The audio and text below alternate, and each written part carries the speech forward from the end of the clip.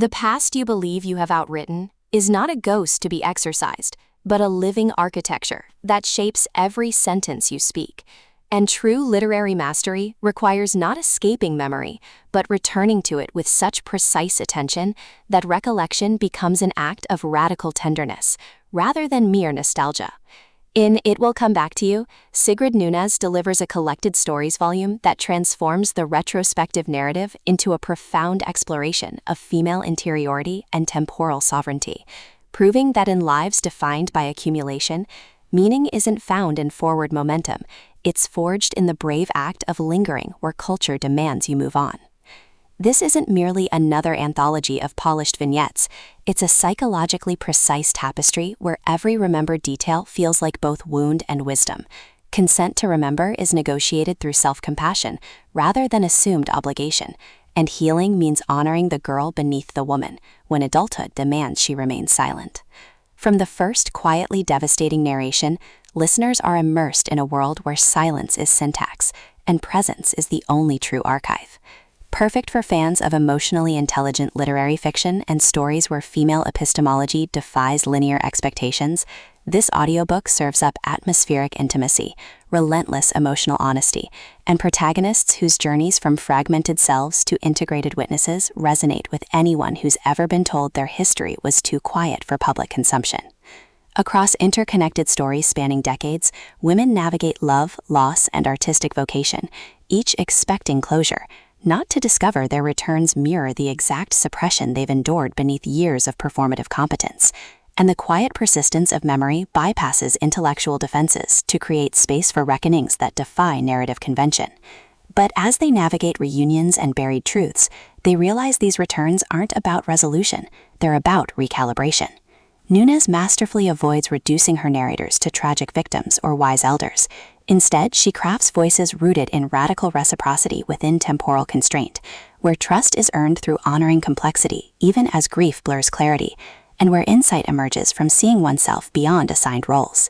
The audiobook narration amplifies this emotional alchemy across distinct performances, capturing disciplined composure fracturing into fierce clarity, while secondary voices shift subtly between judgment and grace, making every encounter feel like both testimony and tutorial. You don't just hear stories unfold, you feel the seismic shift of souls learning that some truths can only be spoken when you stop demanding they fit a timeline. What elevates It Will Come Back to You beyond typical literary collections is its nuanced portrayal of memory as somatic practice rather than abstract reflection. These women aren't merely recalling events, they're confronting how respectability culture taught them to equate worth with productivity, challenging the notion that safety requires emotional detachment from their own histories.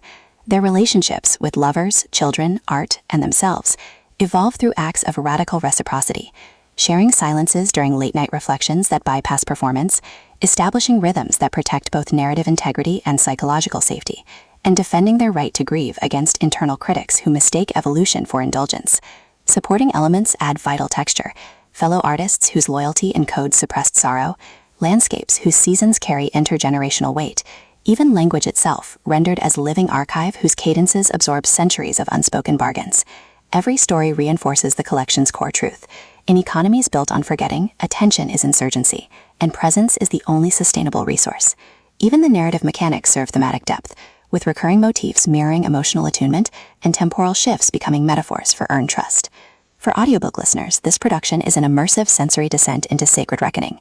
Narrators embody each story's voice with remarkable distinction, tones carrying weathered intelligence laced with dawning sovereignty, while supporting characters tremble with suppressed conviction beneath disciplined cadence, making intimacy palpable even across temporal divides. Sound design enhances atmosphere without overwhelming immersion, distant rain marking temporal rhythm, paper rustling during vulnerable confessions, the hushed pause between sentences syncing with breath during moments of revelation, all anchor existential stakes in tangible reality. Pacing mirrors the cadence of memory work, deliberate during reflection and integration, then surging with urgency as buried truths collide with present awakenings. Whether you're commuting through stable landscapes or sitting in twilight solitude, the audiobook creates a portable sanctuary where slowness feels sacred and embodiment feels lifeline. It's storytelling as somatic validation, transforming passive listening into active participation in a journey where healing isn't found in moving on, but in returning whole. Ultimately, It Will Come Back to You redefines the short story collection by centering female epistemology within temporal frameworks.